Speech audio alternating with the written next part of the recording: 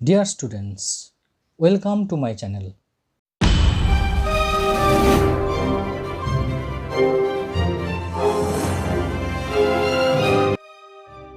Today I will discuss answers to the activities of Land of the Pharaohs of class 6. প্রিয় ছাত্ররা, আজ আমি তোমাদের ল্যান্ড অফ দ্য ফ্যারাওস এর অ্যাক্টিভিটির উত্তরগুলো নিয়ে আলোচনা করব।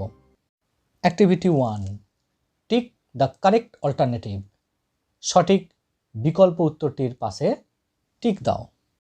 এ, Isan and his mother visited within bracket Giza oblique Luxor oblique Alexandria bracket close to see the pyramids. সঠিক উত্তরটি কি হবে দেখে নাও। সঠিক উত্তরটি হবে Giza. B, a pyramid is a huge within bracket rectangular oblique cylindrical oblique triangular bracket close monument. তাহলে সঠিক উত্তরটি কী হবে দেখো। সঠিক উত্তরটি হবে triangular. C, river within bracket Nile oblique Bhagirathi oblique Volga bracket close flows through Egypt. সঠিক উত্তরটি কী হবে দেখো। সঠিক উত্তরটি হবে Nile. D, the teen emperor of Egypt was within bracket Khufu oblique Chephren oblique Tutankhamun bracket close. সঠিক উত্তরটি কী হবে দেখো। সঠিক উত্তরটি হবে Tutankhamun. Activity 2, complete the following sentences with information from the text. Text বা পাঠ্যাংশ থেকে তথ্য নিয়ে নিম্নলিখিত বাক্যগুলিকে সম্পূর্ণ করো। এ, দ্য ফ্যারাওস লিভড ড্যাশ। এই শূন্যস্থানে আমরা কি বসাবো দেখো। এই শূন্যস্থানে আমরা বসাবো around 5000 years ago. B, Sphinx is a rock statue dash. এই শূন্যস্থানে যে ইনফরমেশন আমরা বসাবো সেটা হচ্ছে কি দেখো, with a human head and a lion's body. C, Ishan's mother went to fetch dash from the car. এই মধ্যবর্তী শূন্যস্থানে আমরা পাঠ্যাংশ থেকে যে ইনফরমেশান এখানে বসাবো সেটা হচ্ছে দেখো, a couple of sandwiches and water. D, the Egyptian priests preserved the dead bodies by using dash. এই ড্যাশ বা শূন্যস্থানে আমরা যে ইনফরমেশান টেক্সট থেকে বসাবো সেটি হচ্ছে দেখো এরকম, spices chemicals and oils. Activity 3, answer the following question. নিম্নলিখিত প্রশ্নটির উত্তর দাও। Why do you think that at the end of the day Ishan tells his mother that he likes history. তোমার কি মনে হয় যে দিনের শেষে কেন ইসান তার মাকে বলল যে সে ইতিহাস পছন্দ করে? উত্তরটা দেখে নাও। Initially the subject history was full of dry facts to remember to Isan. But after meeting with Sphinx, he learned about the mysteries of pyramids, pharaohs, Egyptian culture and civilization. It was very interesting, not boring anymore to him. So, Isan tells his mother at the end of the day that he likes history. প্রারম্ভিকভাবে বা প্রথম দিকে ইতিহাস বিষয়টা ইসানের কাছে ছিল নিরস তথ্যে ভরা একটি বিষয় যেটাকে মনে রাখতে হয়, কিন্তু স্ফিংসের সাথে সাক্ষাতের পর সে অনেক কিছু জানতে পারে, যেমন পিরামিডের রহস্য, ফেরাওদের কথা, মিশরীয় সংস্কৃতি এবং সভ্যতার কথা। এগুলি তার কাছে খুবই ইন্টারেস্টিং বা আগ্রহজনক ছিল এবং সেটা আর কোনোভাবেই বোরিং বা বিরক্তকর ছিল না। তাই ইসান দিনের শেষে তার মাকে বলেছিল যে সে ইতিহাস পছন্দ করে। Activity 4, fill in the chart with information from the text.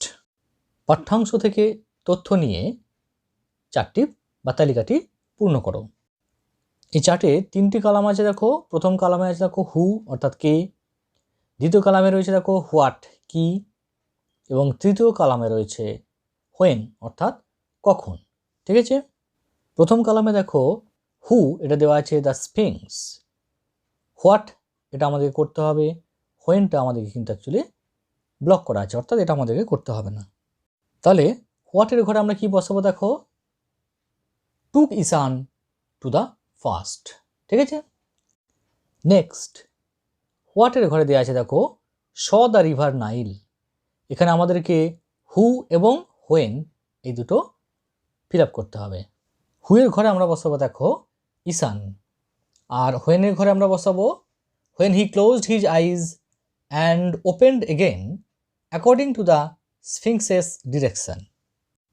3 নম্বরটা দেখো হু এর ঘরে দেওয়া আছে রয়্যাল পারসনস, হোয়াট এর ঘরটা আমাদের করতে হবে, হোয়েন দেখো দেওয়া আছে বিফোর বিউরিয়াল। ঠিক আছে, তাহলে আমরা মাঝের ঘরটায় কী লিখবো, অর্থাৎ হোয়াটের ঘরে কী লিখবো দেখো, হোয়াটের ঘরে আমরা লিখবো হ্যাড টু গো থ্রু মামিফিকেশান। 4 নম্বর দেখো হোয়াটের ঘরে দেওয়া আছে ডাগ তুতেনখামুনস টুম, এখানে আমাদেরকে হু এবং হোয়েনটা বসাতে হবে। হুয়ের ঘরে কী হবে দেখো হাওয়ার্ড কার্টার। ঠিক আছে, আর হোয়েনের ঘরটা কী লিখবে তোমরা, ইন 1922। ঠিক আছে, activity 5, answer the following questions in complete sentences. পুরো বাক্যে নিম্নলিখিত প্রশ্নগুলির উত্তর দাও। A, why was Isan's father not able to accompany him to Egypt, কেন ঈশানের বাবা ইজিপ্ট বা মিশর পর্যন্ত তার সঙ্গে যেতে পারেনি। উত্তরটা দেখে নাও, Isan's father was not able to accompany him to Egypt because the prize his mother had won in the singing competition entitled only 2 for a sponsored tour of Egypt, and his father wanted Isan and his mother to go there. ঈশানের বাবা তার সঙ্গে মিশর সফরে যেতে পারেনি কারণ যে পুরস্কার তার মা গানের প্রতিযোগিতায় জিতেছিলেন সেখানে মিশর সফরে যাবার জন্য দুজনকেই আর্থিক অনুমোদন দেওয়া হয়েছিল এবং তার বাবা চেয়েছিলেন ঈশান এবং তার মা যেন সেখানে যায়। B, what does the sphinx represent, sphinx কিসের প্রতীক। উত্তরটা দেখে নাও, the sphinx represents intelligence and strength, sphinx হলো বুদ্ধি এবং বলের প্রতীক। C, name the biggest pyramid of Egypt, মিশরের সবথেকে বড় পিরামিডের নাম লেখো। উত্তরটা দেখে নাও, pharaoh Khufu's pyramid is the biggest pyramid of Egypt, pharaoh খুফুর পিরামিড হলো মিশরের সবথেকে বড় pyramid. D, why was Isan's mother surprised when she returned two her সান, কেন ঈশানের মা অবাক হয়ে গিয়েছিলেন যখন তিনি তার পুত্রের কাছে ফিরে এসেছিলেন। উত্তরটা দেখে নাও, Ishan's mother was surprised when she return to her son because Ishan learned a lot about pharaohs and Egyptian history, ঈশানের মা অবাক হয়ে গিয়েছিলেন যখন তিনি তার পুত্রের কাছে ফিরে এলেন কারণ ঈশান ফেরাও এবং মিশরীয় ইতিহাসের অনেকটাই জেনেছিল। Activity 6A, fill in the blanks with suitable verbs, উপযুক্ত ভার্ব দিয়ে শূন্যস্থান পূরণ করো। 1, the girl dash playing alone, এখানে আমরা কি বসাবো দেখো, the girl is playing alone. 2, a carpenter and a blacksmith dash in our street, আমরা এই শূন্যস্থানে বসাবো live. 3, the king dash very powerful, আমরা এই শূন্যস্থানে যে ভার্ব বসাবো সেটা হচ্ছে is. 4, the sisters and brothers dash running in the field, আমরা এই শূন্যস্থানে যে ভার্ব বসাবো সেটি হচ্ছে আর।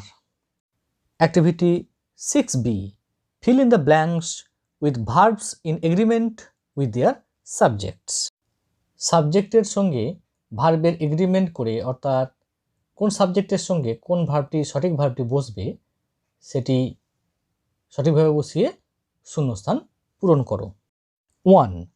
কারি and rice dash my favourite dish. এই শূন্যস্থানে যে ভার্বটি বসবে সেটি হচ্ছে ইজ। কেন দেখো, কারি অ্যান্ড রাইস যদি এটা দুটি ওয়ার্ড, সাবজেক্ট কিন্তু সিঙ্গেল, কারণ এটা আইডিয়াটা প্রকাশ করছে সিঙ্গেল আইডিয়া। হ্যাঁ, কারি অ্যান্ড রাইস অর্থাৎ ভাত তরকারি, তাই এখানে কিন্তু ভার্বটি হবে is. 2. No news dash good news. এই শূন্যস্থানে বসবে দেখো ইজ, কারণ নিউজ হলো সিঙ্গেল সাবজেক্ট, তাই ইজ হবে। 3. Everyone dash present today in the class. এই শূন্যস্থানে বসবে ইজ, কারণ এভরিওয়ান হলো সিঙ্গুলার সাবজেক্ট, তাই এখানে ইজ বসবে। 4. নাইদার হিজ ফাদার নর হিজ মাদার ড্যাশ অ্যালাইভ। এই শূন্যস্থানে বসবে ইজ। কেন না, এখানে ভার্বটা তার যে নিয়ারেস্ট সাবজেক্ট তার সঙ্গে এগ্রি করবে, অর্থাৎ তার নিয়ারেস্ট সাবজেক্ট হলো কি হিজ মাদার। হিজ মাদার হলো সিঙ্গুলার, তাই এখানে ইজ বসবে। ঠিক আছে। Activity 6C, using the help box fill in the blanks with suitable adverbs. The type of adverb you need to use is indicated in the brackets. Help বক্সে দেওয়া উপযুক্ত অ্যাডভার্বগুলি দিয়ে শূন্যস্থানটি পূরণ করো, এবং কী ধরনের অ্যাডভার্ব তোমাদের ব্যবহার করতে হবে বা ব্যবহার করার প্রয়োজন হবে সেটা কিন্তু ব্র্যাকেটে ইন্ডিকেট করে দেওয়া আছে বা ইঙ্গিত করে দেওয়া আছে। 1. The book is dash written within bracket manner. অর্থাৎ এখানে যে অ্যাডভার্বটি বসবে সেটা হবে অ্যাডভার্ব অফ ম্যানার। তাহলে আমরা হেল্প বক্স থেকে দেখি এই ধরনের সুটেবল অ্যাডভার্ব কোনটা হয়। The book is well written. ঠিক আছে, ওয়েলটা হচ্ছে একটি অ্যাডভার্ব অফ ম্যানার। কীরকমভাবে বইটা লেখা না, খুব ভালোভাবে লেখা। ঠিক আছে। 2. I can not find any pet dog dash within bracket place. অর্থাৎ আমাদেরকে এখানে যে অ্যাডভার্বটি বসাতে হবে সেটা হবে অ্যাডভার্ব অফ প্লেস। ঠিক আছে, তাহলে আমরা দেখি হেল্প বক্সে এরকম কি অ্যাডভার্ব আছে। আমরা এখান থেকে নিতে পারি, দেখো I can not find my pet dog here. ঠিক আছে, হিয়ার মানে এখানে, অর্থাৎ একটা প্লেস বোঝাচ্ছে। 3. You shall dash see a film within bracket time. অর্থাৎ আমাদেরকে এখানে অ্যাডভার্ব অফ টাইম ব্যবহার করতে হবে। তার আমরা হেল্প বক্সে দেখি এরকম কি আছে। আমরা এখান থেকে নিতে পারি, দেখো শুন অর্থাৎ শীঘ্র, অর্থাৎ এটি একটি টাইম বোঝাচ্ছে। You shall soon see a film, তোমরা খুব শীঘ্রই একটি ফিল্ম দেখবে। 4. The soldiers fought dash within bracket manner. অর্থাৎ এখানেও অ্যাডভার্ব অফ ম্যানার আমাদেরকে ব্যবহার করতে হবে। আমরা দেখি হেল্প বক্সে এরকম কী ভার্ব আছে, কী অ্যাডভার্ব আছে। এখানে দেখো ব্রেভলি আছে। ঠিক আছে, দ্য সোলজার্স ফট ব্রেভলি, অর্থাৎ সৈনিকরা লড়াই করলো কিভাবে না, ব্রেভলি, সাহসিকতার সঙ্গে। ঠিক আছে। Activity 7, make meaningful sentences of your own with the following words. নিচের শব্দগুলি দিয়ে তোমাদের নিজস্ব অর্থপূর্ণ বাক্য তৈরি করো। প্রথম যে ওয়ার্ডটি দেওয়া আছে সেটি হচ্ছে দেখো মনুমেন্ট, অর্থাৎ স্মৃতিসৌধ। তাহলে আমরা দেখো এরকম একটা সেন্টেন্স তৈরি করতে পারি। তোমরা তোমাদের মতো করেও সেন্টেন্স বানিয়ে নিতে পারো। দেখো আমি একটা লিখছি এরকম, the Taj Mahal is one of the 7 wonders of the world. Taj Mahal পৃথিবীর 7ম আশ্চর্যের মধ্যে অন্যতম একটি। নেক্সট ওয়ার্ডটি দেখো মামি। আমরা একটা সেন্টেন্স এইভাবে লিখতে পারি, দেখো আই হ্যাভ সিন আ মামি ইন দ্য ইন্ডিয়ান মিউজিয়াম। অর্থাৎ ভারতীয় জাদুঘরে আমি একটি মমি দেখেছি। Next word civilization. আমরা এরকম সেন্টেন্স লিখতে পারি, Indus valley civilization is a very old one. সিন্ধু উপত্যকা সভ্যতা একটি অতি প্রাচীন সভ্যতা। Next word spot. দেখো আমরা এরকম একটা সেন্টেন্স লিখতে পারি, the beauty of this spot attracts me, অর্থাৎ এই জায়গার সৌন্দর্য আমাকে আকৃষ্ট করে। Activity 8A, imagine one day you are walking back home from school. কল্পনা করে নাও একদিন তুমি স্কুল থেকে হেঁটে বাড়ি ফিরছ। Suddenly you see something which was not there before, a strange door in an old familiar building. হঠাৎ করে তুমি কিছু একটা দেখলে যেটা আগে ছিল না।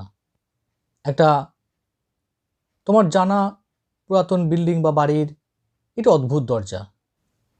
As you touch the door it slowly opens, inviting you to a different world.